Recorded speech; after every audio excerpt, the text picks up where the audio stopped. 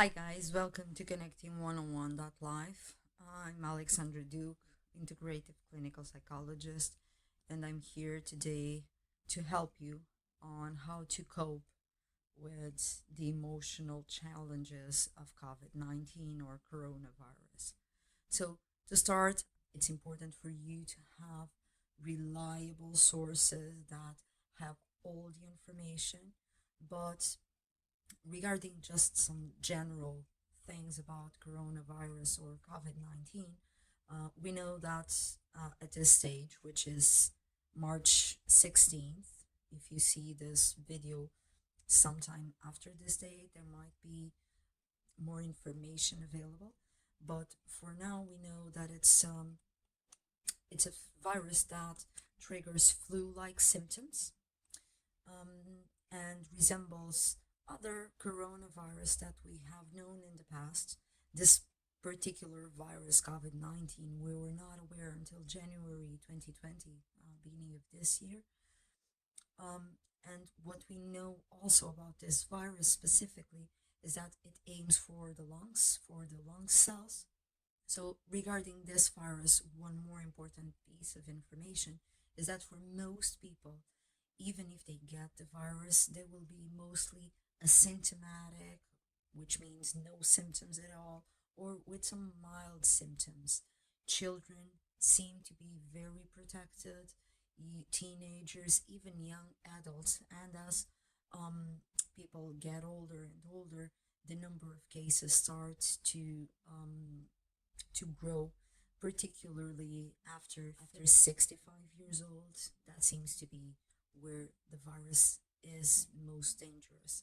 And of course, it's not just about age, it's also about your underlying health, your health condition. If you have other health conditions, if you have a chronic condition, for example, that also has an effect on your immune system. And of course, the manifestation of the virus will be more serious. So another thing this is actually the reason why it's so important for us to slow down the spread of the virus. First of all, because for some people, it won't have symptoms at all, so we won't mind ourselves, we won't even be aware that we have the virus, but at the same time, we will be spreading the virus to people that are not as healthy as we are, which means kids, teenagers, socializing outdoors, going to public places, to shopping centers, even to superstores or socializing events. They can carry the virus and spread it to other people, loads of people, because one of the more difficult things about this virus, comparing to a normal flu virus, is that it lives outside the body for longer times. So it's not like when it's outside the body, it dies immediately. It stays alive for more than half an hour, which means that half an hour later, if I sneezed or coughed into a surface, might be, I don't know, a table, a counter, whatever, and some other person puts their hands there and eventually they rub their face or their nose or their mouth, they are carrying the virus, an active virus with them, which wouldn't happen with normal flu virus that don't survive in an environment outside of the body for such a long time. So that's why this coronavirus is so more dangerous compared to other types of viruses. Another thing I would like to mention in this bullet point is regarding the body of the virus. So this virus has a layer of fat.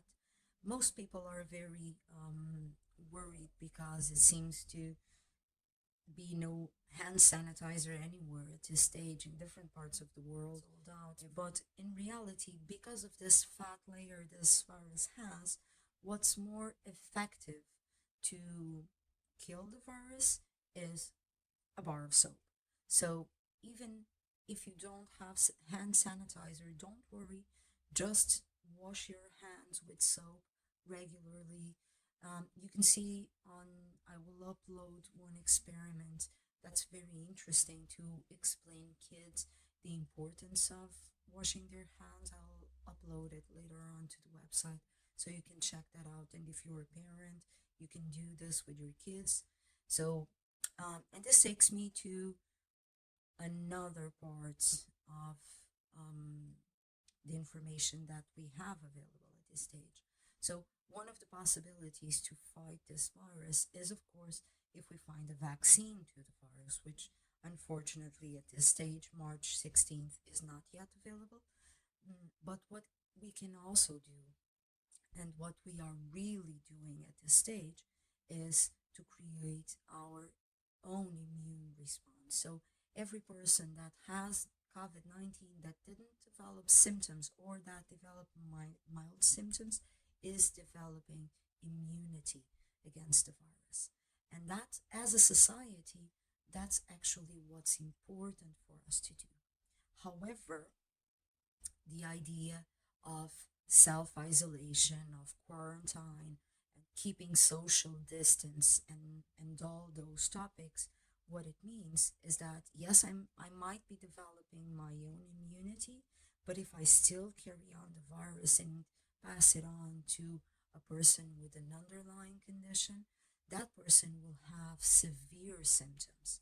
And if my peers do the same, there will be a lot of people getting very sick at the same time. And this is actually what's most frightening about this virus. And one of the reasons why a lot of people died at this stage is because the health systems are not coping with the amount of people showing serious symptoms of COVID-19. A doctor in Italy that he was saying that in his whole life as a doctor, he never had to choose the patient's fate. And in this case, because they are so overwhelmed with patients, because they don't have enough beds available, because they don't have enough machines to support breathing and respiratory system, they are choosing to give those resources to people which are more likely to survive. So this is not where we want to go. And this is the main reason for us to keep social distance, isolating ourselves from each other.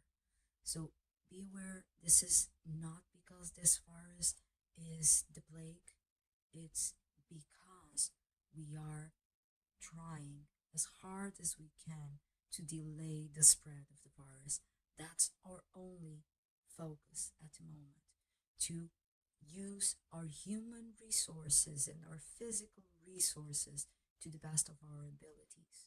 And even though probably most of us will get the virus anyway, anyone showing serious symptoms from this virus can have medical attention to the best ability that science can give us at this stage.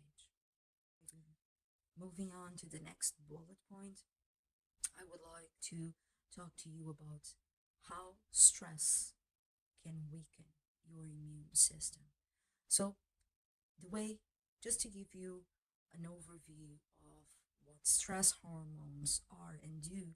So, imagine for a second that thousands and thousands of years ago, you were in a savanna and you were facing a lion or a saber-toothed tiger. So, the reaction of your body, the stress response, the fight or flight or flee um, reaction of your body would be named as the stress response. And that stress response has different layers, but just to give you an idea, the main stress hormones in our body are adrenaline and cortisol. And what they do, they pump your entire system to respond to the threat. So responding to the threat means, well, it's not to bat the lion or the tiger. It's either to run from there as fast as I can or to play dead to the best of my abilities to see if that animal will ignore me. So those stress hormones will be responsible for shutting down anything in your body that's not meant for your immediate survival. And with that, your immune system is not the priority. At the same time, when we're talking about the immune system, we're talking about the importance of how you deal with stress. And stress has a huge impact on your immune system. All the stress hormones will be depleting your immune system and shutting down parts of your body functions that are not as important for you to survive. So, minding yourself and being aware of your stress response is actually caring for your immune system. And with that, it's also very important emotional awareness.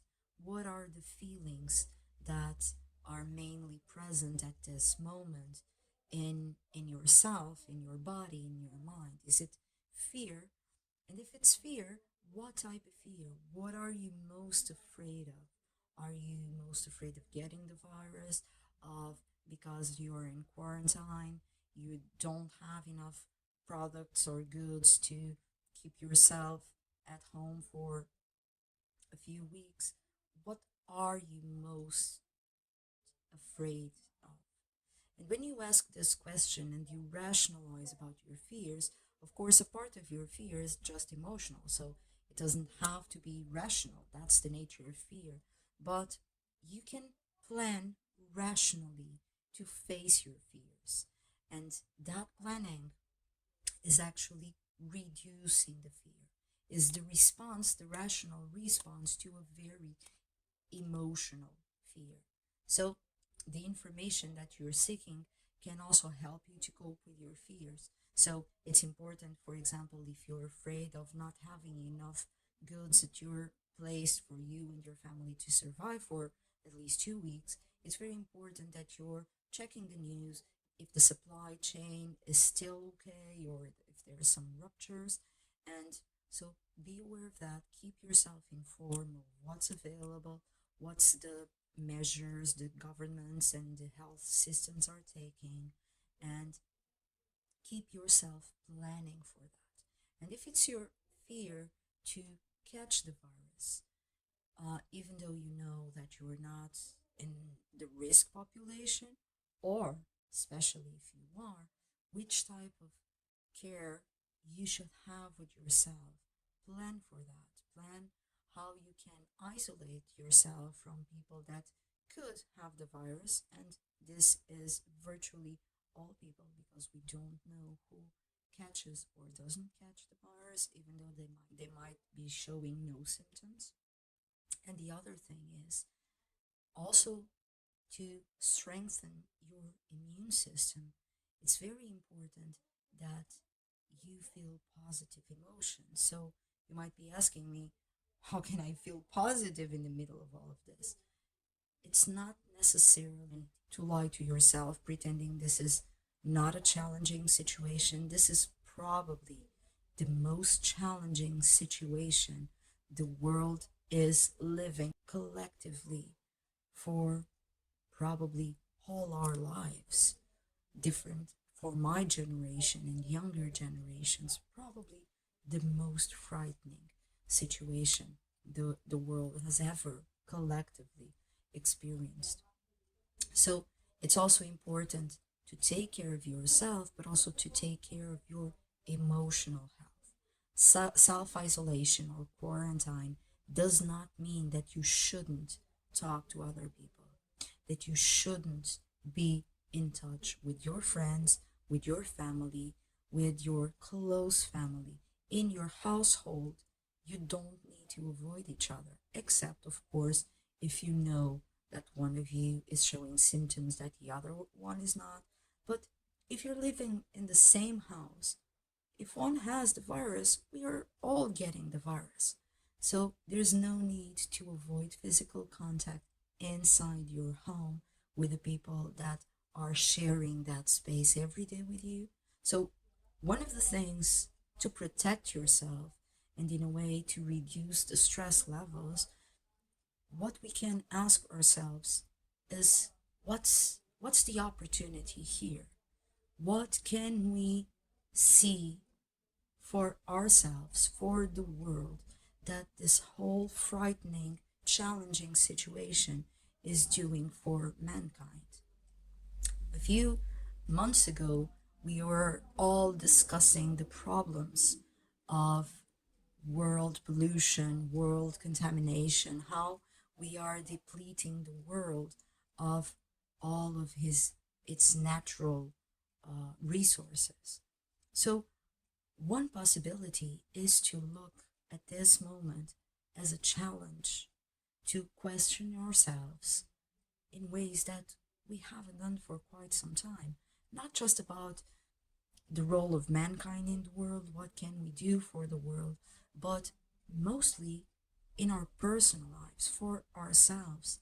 So if we are having more family time, what can we do now that in the midst of our busy lives we were not able to do for years? What is that thing that we've been postponing and postponing that we now have time to do? If you question yourself this way, naturally you'll be able to see the other side of the coin. Yes, this is a very challenging moment in time. Yes, this is very frightening. We have no idea what's going to happen next, but that's life. So we don't get to choose what happens in life, but we always get to choose how we react to every challenge in our lives. So take a moment to think about yourself. If you could change anything about your life, what would it be and how would you do it? And then question yourself that if this moment couldn't be that priceless opportunity for you to reconnect with yourself, to reconnect with your family, and reconnect with your life, and maybe to get creative about your life. Most of us will also face financial challenges. Some stores will close, some people will lose their jobs probably, and that will be a big financial burden in a lot of people's lives. So, to plan for that, how can we plan regarding the unknown? How can we plan for our worst fear? As they say, expect the best, but prepare for the worst. Just to give you the summary of the bullet points, remind yourself to surround yourself of reliable information, updated information. Do not spend your day chasing news attention.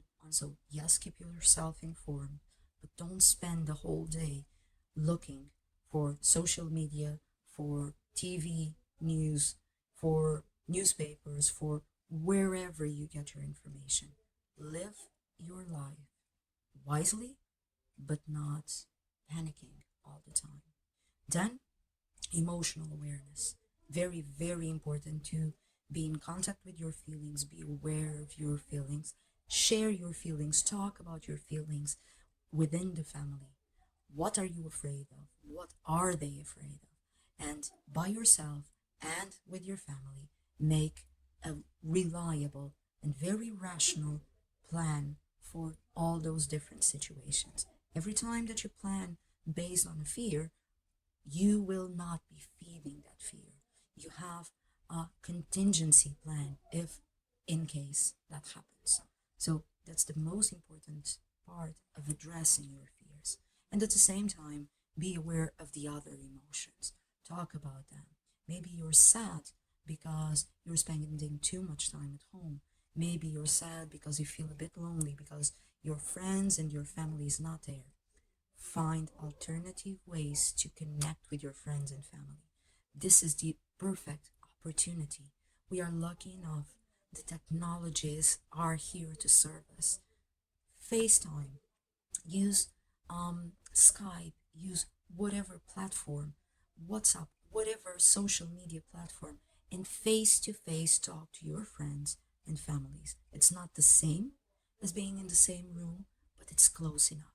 And it's much safer because our goal to isolate it from each other is to slow down the spread of the virus. And be aware that as long as you take care of yourself, as long as you eat right, as long as you do your normal exercise. So if you're not going to the gym, how can you be creative at home and still keep yourself fit? What's important is that you find a healthy routine for a challenging situation. Everything that was important 2 weeks ago in your life, it's still important. You just have to be creative in how to implement it. And again, ask yourself the question, what's the opportunity here? What can I find out about myself, about my life, about my friends and family? What can I change? What can I update? And how can I turn this challenging situation into a learning opportunity? Thank you so much for watching. Keep yourselves safe, but most importantly, keep yourselves aware and connected with yourselves and with the important people in your lives. And until next time, don't forget to push yourselves to live an amazing life, even in this challenging situation that we're all facing. I'll see you soon.